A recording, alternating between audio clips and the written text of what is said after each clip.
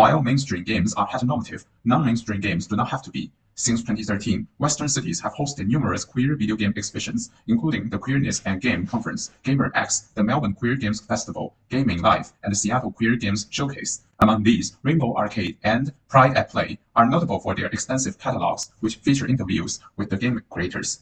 In the context of Chinese game studies, women's desire in game design has recently been explored, such as a 2024 research on a Chinese mobile automatic game. However, there is an absence of analysis of queer desire in game design. By analyzing two queer video game exhibitions in the West and presenting to the Chinese game studies audience, this research aims to reduce this gap and propose a direction for future explorations in this area. Rainbow Arcade is a 2018 to 2019 exhibition in Berlin, showcasing over 30 years of queer video game history from 1985 to 2018. Rainbow Arcade, the first show about LGBTQ+ game history, exhibited more than 100 items with 12 playable games. Pride at Play is a 2023 exhibition in Sydney and Melbourne, focusing on showcasing queer indie games in the Asia-Pacific region. Pride at Play's catalog, with interviews with the 22 game makers, was collected by the National Film and Sound Archive of Australia for its contribution in preserving queer games as cultural heritage for future generations. The analysis draws on interviews with game creators and curatorial writings from exhibition catalogs, focusing on 4 games, 2 from each exhibition. It examines published texts through the lens of desire, exploring the specific forms of queer desire that motivated each creation. Caper in the Castro, created by C.M. Ralph, features the imaginary world-famous lesbian private detective Tracker McDyke. Players embark on a mission to find a kidnapped drag queen, Tessie LaFemme, and uncover a more extensive and dangerous criminal plot. Caper in the Castro, identified by Rainbow Arcade as the world's first gay and lesbian-themed game, this places the game in a similar vein to the works of visual artists like the USA's Keith Haring and Australia's David McMichael, who created art about safe sex during the same period. The juxtaposition of Caper in the Castro with Haring's or McMichael's work highlights a coherent cultural response across artistic media to a shared issue affecting the same community. In the game's opening interface, C.M. Ralph declared, "I wrote this game as a labor for my love for the gay and lesbian community." This sentiment was echoed in Rainbow Arcade's curator Adrienne Shaw's interview with C.M. Ralph, where she explained, "When the AIDS epidemic came through, we lost 90% of our LGBT friends. They were just wiped out. That's one of the things that moved me to do the game." Drawing on Deleuze and Guattari's argument in Anti-Oedipus, Capitalism and Schizophrenia, that desire produces reality, Caper in the Castro can be seen as a material manifestation of Ralph's desire. Her profound love for her community, coupled with the urgent need to address the devastation of the AIDS epidemic, transformed into the game's tangible form. As observed by queer game researcher Bo Ruber, queer games are often created by queer individuals and/or depict queer experiences. Caper in the Castro exemplifies this, featuring a lesbian detective and a kidnapped drag queen as its main characters. The game is set in Castro, a renowned queer district in San Francisco. Queer game researcher Xavier Hu argues that queer experiences in video games should extend beyond optional side quests, which is often the case in mainstream titles. Caper in the Castro distinctly focuses on queer characters and experiences, given its all-queer main cast and queer neighborhood setting. A potential drawback of this focus is a limited audience. To mitigate this, the Rainbow Arcade catalog reveals that C.M. Ralph also released Murder on Main Street, a version of the game with LGBTQ+ content removed, to achieve mainstream commercial viability. Art curator and critic Hans Ulrich Obst considers interviews to be a central part of his curatorial approach, conducted alongside his curatorial work with artists and other cultural practitioners. He echoed Dutch architect Rem Koolhaas in linking interviews and curating, stating that the commitment to interview is a reaction against the stranglehold of curating. Similarly, both Rainbow Arcade and Pride at Play utilize interviews as a key method to generate new insights and discussions about selected games, subsequently presenting these interviews to the public in exhibition catalogs. Hypercar was released for free on all Macintosh computers in 1987.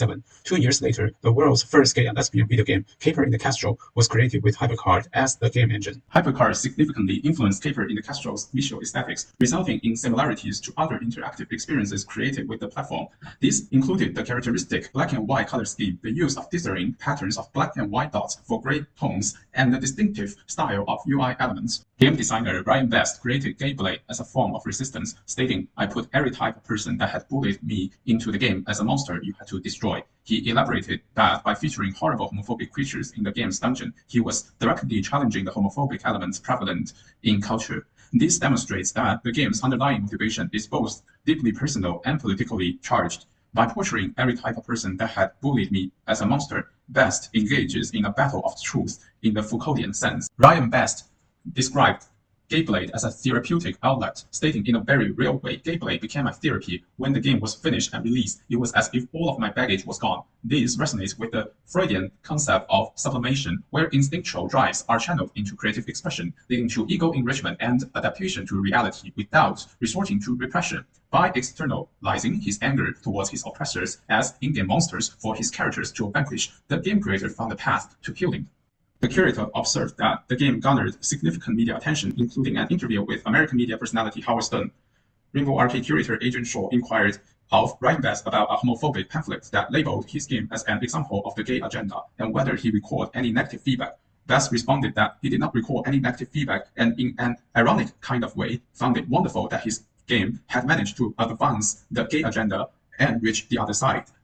This highlights a larger issue where queer art, such as the works of Robert Mapplethorpe, can become controversial when exposed to a wider audience. Gameblade, released in 1992, running on Windows 3.1, features a Dungeons and Dragons interface with a distinctive aesthetic.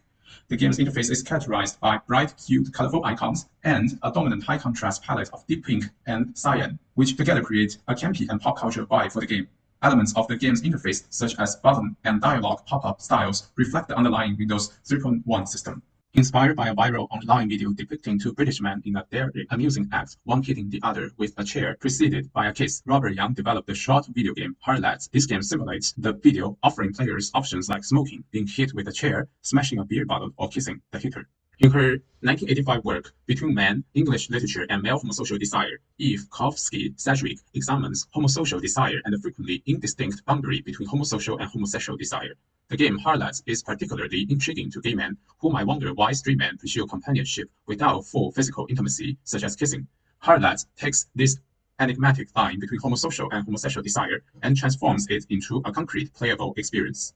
Xavier He, curator of Pride Play and queer game researcher, interviewed game maker Robert Young. This interview provided significant insight into Young's game development, particularly his gay and East Asian American cultural identities, game funding in New Zealand, where he lives, and the impact of writing on his design process. In the game, the simulation of a dude hitting another dude with a folded chair, interpreted through Jim Baudelaire's concept of hyper-reality, constructs a new reality where homosocial desire can consistently lead to the gratification of homosexual desire, symbolized by kissing. While the boundary between homosocial and homosexual desire may be challenging to traverse in reality, this game readily offers it as a choice, prompting those with curiosity to question the nature of this divide. Eve Kosofsky-Sedgwick's 1990 work, Epistemology of the Closet, asserts that the closet is the defining structure for gay oppression in this century. The Beat, by focusing on closeted homosexual feelings, explores a quintessential 20th century gay experience. Sedgwick further observed that closetedness itself is a performance initiated as such by the speech act of silence. The game depicts a cop's internal struggle over whether to reveal his homosexual desires to his wife, understanding that the societal power structures of his era would jeopardize their relationship if he did so. Being in the closet creates a conflict between the desire for secrecy and the desire for fulfillment. The oppressive structure of the closet dictates that gay men can only fulfill their desires in secret, often with strangers to maintain anonymity. This led men to the Beat, remote locations, far from society and law enforcement, where they could express their homosexual desires without their true identities being known. However, this freedom came with significant danger, as violence and evil, like the outlaw desires themselves, could manifest unchecked.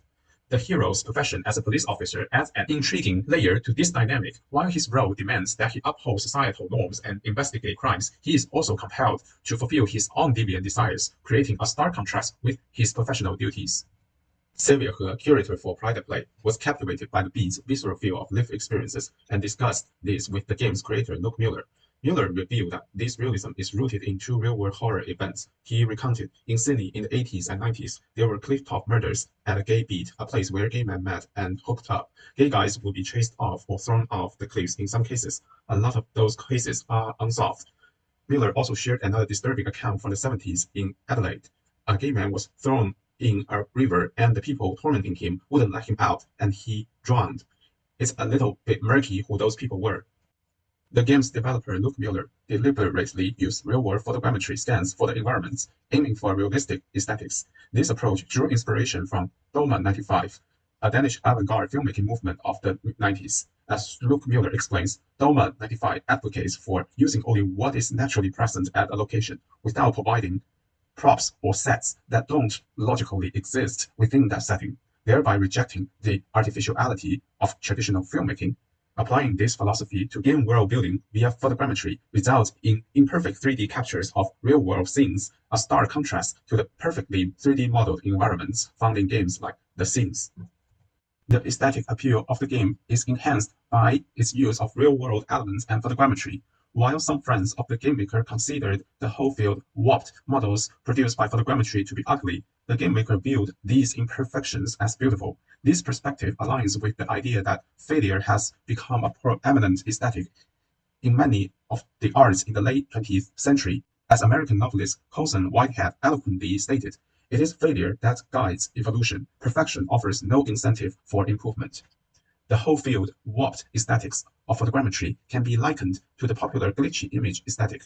In this parallel, an initial error is reappropriated, transforming into a symbol of resistance and representing life on the margins. This resonates deeply with the queer experience, which often involves feeling as though one needs correction.